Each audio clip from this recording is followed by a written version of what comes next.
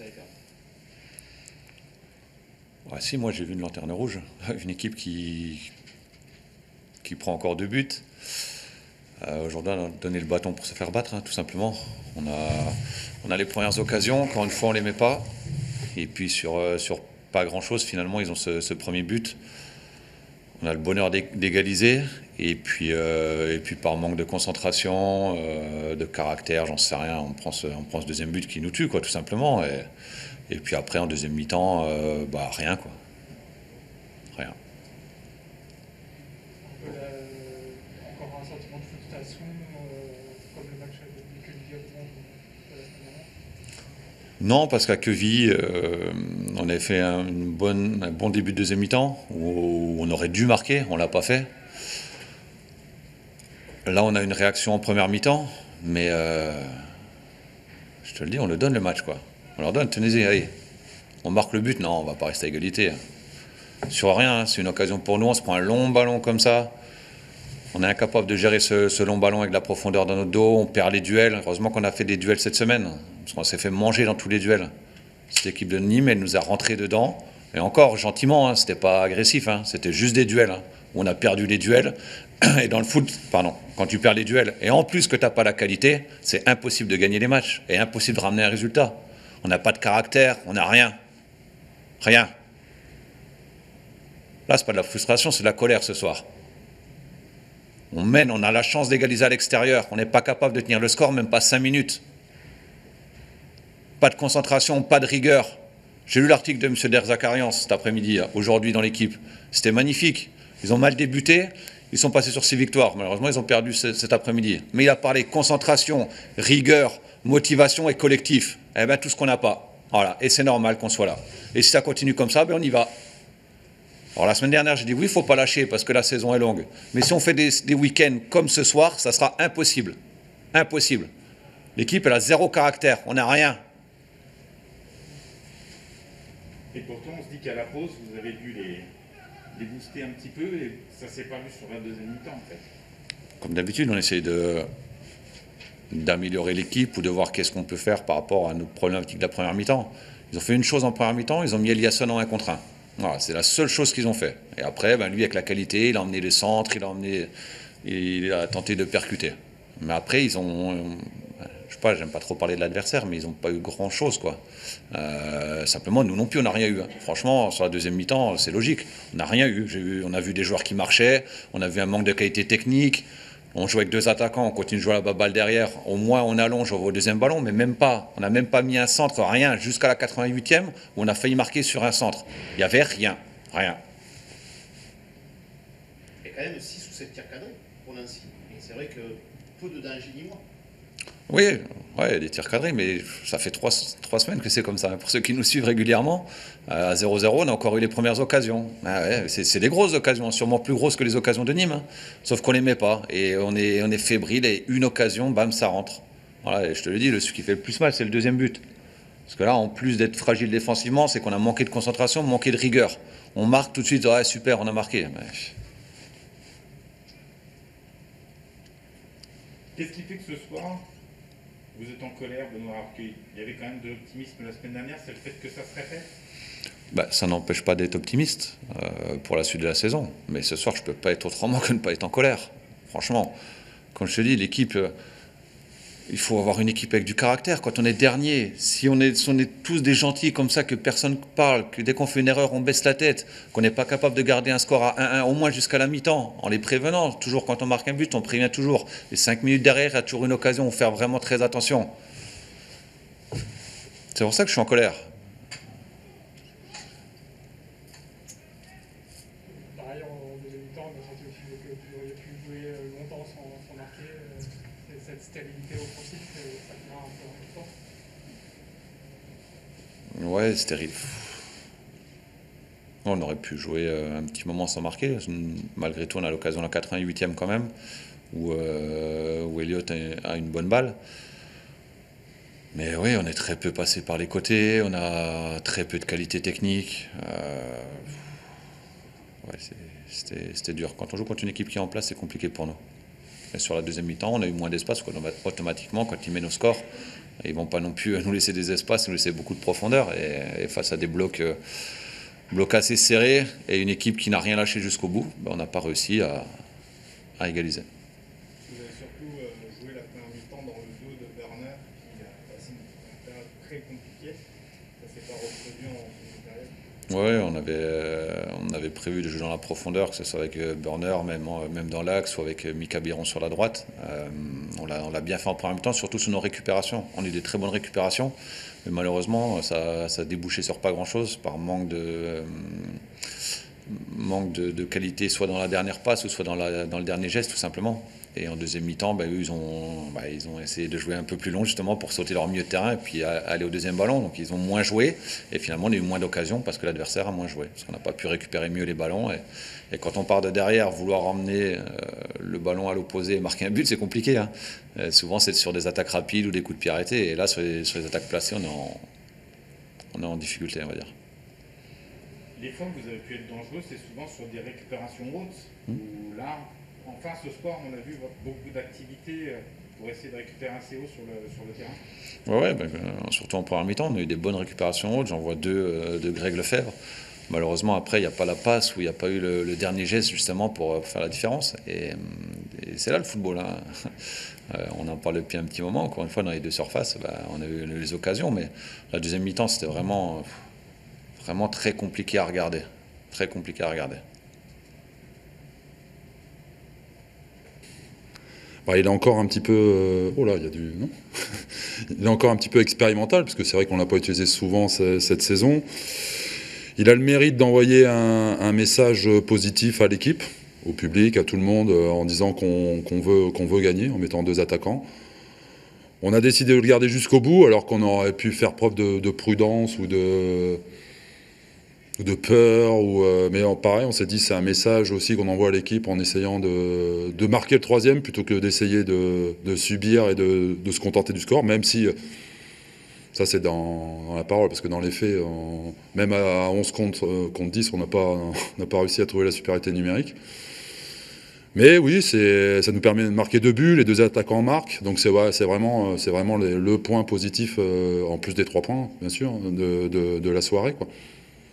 Il y a Benoît Pelletti, juste avant vous, qui a dit on a donné le match à nous. On va les remercier alors. C'est son avis. Moi, j'ai pas insisté à un grand match de foot. C'était un match haché des 2 côtés, beaucoup de fautes, je crois c'est un record de fautes en Ligue 2 cette saison, il me semble-t-il, mais sans avoir les stats.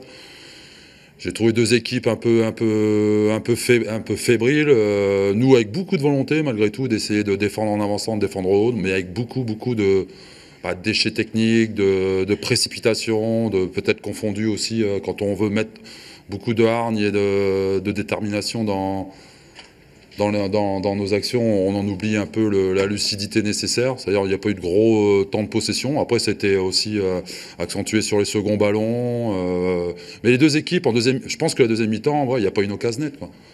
Il y a de part et d'autre. Alors après, M. Pelletti a le droit de dire ce qu'il veut, c'est son problème. Mais on a fait, nous, avec les moyens du bord. On est une équipe convalescente. Alors certes, on a plus de points que Nancy. On est content d'avoir on enchaîne 3 victoires sur les 4 derniers matchs. Alors toujours tiré par les cheveux et tout ce que vous voulez, mais c'est en prenant des points qu'on engrange de la confiance et on sait pertinemment qu'on peut mieux faire. Ça, il n'y a pas de souci. Mais maintenant, il faut qu'on débloque un peu le verrou. On sait qu'on peut mieux faire, mais maintenant, il faut essayer au moins de le faire. Et je pense qu'on aurait pu essayer un peu plus essayer de jouer, mais on fait en plus avec nos armes du moment, certes, mais ça a été un peu haché, un peu un hurrah football, mais qui a eu le mérite de réveiller le peu de spectateurs qui étaient là. À noter aussi la réaction de l'équipe, c'est-à-dire juste après le but encaissé, d'arriver à remarquer. Alors ça, peut-être, M. Pelletti, là, il doit être...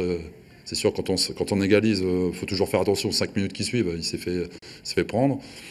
Mais de toute façon, c'est pas un grand match de foot. Hein. On va dire que c'est la moins mauvaise équipe qui a gagné. Cette réaction, elle est importante parce que ça avait été la même chose. Alors, c'est un hasard, c'était avec le même arbitre. C'est vrai ? C'était Monsieur Le Paysan face à Dijon. Et il avait arbitré aussi. Donc ah, d'accord. Ouais. Il faut qu'il vienne nous arbitrer tous les...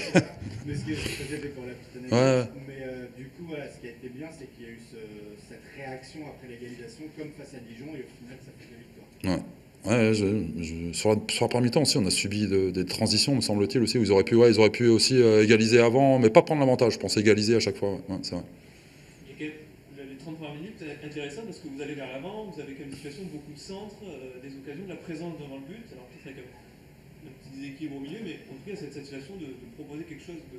Bah, le déséquilibre au milieu, il était plus ou moins annoncé par rapport au système proposé par les deux équipes. C'est-à-dire un 4-4-2 face à un 4-3-3 ou enfin, vraiment un 4-1-4-1. C'est sûr qu'on savait qu'on allait être en déséquilibre au milieu de terrain. On a essayé de faire les choses. Donc il a fallu, et le but qu'on encaisse vient d'un non-replacement de nos joueurs offensifs. Mais c'est aussi... Bah, on donne beaucoup de liberté offensive aux joueurs, c'est-à-dire en alignant 4 joueurs à vocation offensive, mais en contrepartie, on ne peut pas transiger sur un repli immédiat ou sur une abnégation sur le travail défensif. Et ouais, on s'est oublié une fois, on prend le but, mais c'est vrai que les 15-20 premières minutes ont été fait penser un peu à un gagne-terrain, c'est-à-dire on essaie d'occuper le camp adverse, et même si je pense qu'on n'arrive pas à accentuer nos phases de possession hautes, c'est-à-dire dès qu'on est dans le camp adverse, je trouve qu'on se précipite, c'est mon avis, hein, je trouve qu'on se précipite un peu et qu'on devrait peut-être user davantage l'équipe. On sait que nos points forts sont sur le côté gauche avec la vitesse de Niklas ou le pied, à droite le pied rentrant et le dédoublement avec Pat Burner, chose qu'on avait travaillé beaucoup cette semaine, quoi. Je pense qu'on commence à avoir un peu des prémices, mais il y a toujours... on est quand même convalescent, je trouve que quand même, dès qu'il y a un pet de travers, enfin, dès qu'il y a un fait de jeu contraire ou quoi que ce soit, on est quand même très fébrile, quoi. Enfin, c'est mon avis, c'est ce que je ressens, c'est ce qu'on a ressenti, nous, le staff du banc de touche. Vous avez essayé d'allonger un petit peu plus peut-être que d'habitude, il y a eu des changements d'aile qui ont bien marché.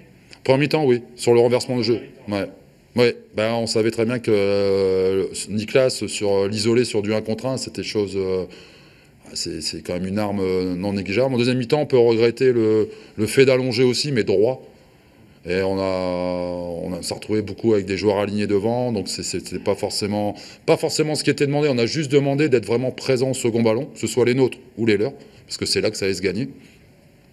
Mais c'est sûr que, comme je vous disais tout à l'heure, on joue avec nos armes du moment, on prend 3 points, on prend 9 points sur 12 pour une équipe convalescente, voire...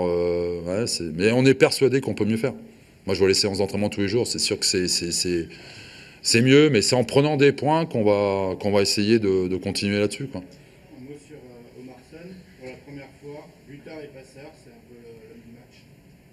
Ouais, et Koné aussi, donc c'est les deux. Mais ressortir un joueur de cet ensemble-là, aujourd'hui, non, c'est vraiment une victoire collective. Je mettrais tout le club. C'est une victoire importante. C'est quand même... c'est pas des matchs faciles, parce que si Nancy est lanterne rouge,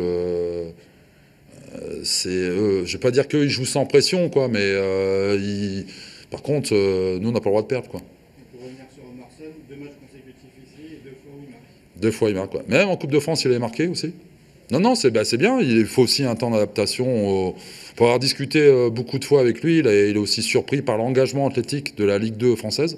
Ça, il ne s'attendait pas à ça. C'est un garçon qui vient de la D2 néerlandaise, me semble-t-il. Et il a été surpris quand même par l'engagement athlétique. Mais le championnat français est un championnat tactique et athlétique. Vous voyez bien, au haut niveau, Messi rencontre des problèmes parce qu'il... Je pense qu'on sous-estime un peu... alors même si... En Ligue 2, on ne voit pas que des beaux matchs. Je suis entièrement d'accord avec vous. Par contre, il y a toujours cette notion de combat, d'abnégation, de refus de perdre son duel qui est omniprésente. En Ligue 1, c'est plus facile de jouer. Là, on l'a vu un peu plus aussi, peut-être avec le retour de Pablo Martinez. Bah, Pablo, c'est notre capitaine, c'est notre âme, c'est notre guerrier, c'est lui qui impulse. C'est sûr que le fait qu'il ait été blessé longtemps nous a quand même joué des tours. Donc ouais, on est content de le récupérer et ça s'est senti aussi. D'ailleurs, on a gagné beaucoup de duels aériens, beaucoup de duels même de face. Donc, et c'est sûr qu'en menant au score, on se retrouve dans une situation où on peut défendre peut-être pas un peu plus bas en seconde mi-temps et ça nous permet aussi d'être plus conquérant dans ce style de duel. Ouais. Et on a vu aussi sa qualité de passe, où il a fait par exemple la différence sur le premier but. Bah, Pablo, c'est quelqu'un qui a été formé à l'école espagnole, pour en discuter souvent avec lui lors des entraînements, et c'est vrai qu'il n'a pas ce côté réducteur que peut avoir un défenseur central. C'est-à-dire gagne tes duels aériens et joue classique. Lui, il est capable de sortir le ballon au pied droit ou au pied gauche, il est capable sous pression d'impulser quelque chose, et c'est vrai que ça va nous aider à retrouver confiance pour reprogrammer peut-être un jeu avec un peu plus de possession. Ouais. Comment vous expliquez le changement de votre scénario entre les deux mi-temps? Si on le savait. Non, mais c'est toujours l'équipe qui veut pas, qui a peur de perdre. C'est pour ça que nous, sur le banc, on a essayé de... Parmi les options tactiques de changement, on a essayé d'envoyer des signaux positifs, c'est-à-dire d'envoyer des attaquants, du poste pour poste, pas changer de système, pour pas de nouveau reperturber les joueurs qui sont... Vous savez, c'est pas facile tous les jours quand même. Hein. On fait tous un beau métier ou quoi que ce soit, mais jouer avec un peu la peur au ventre ou la peur de mal faire, parce que ce sont des joueurs qui sont capables de mieux faire, et ils en sont tous conscients, et nous les premiers. Donc, je suis d'accord avec vous sur la différence, mais je ne peux pas vous l'expliquer. Merci.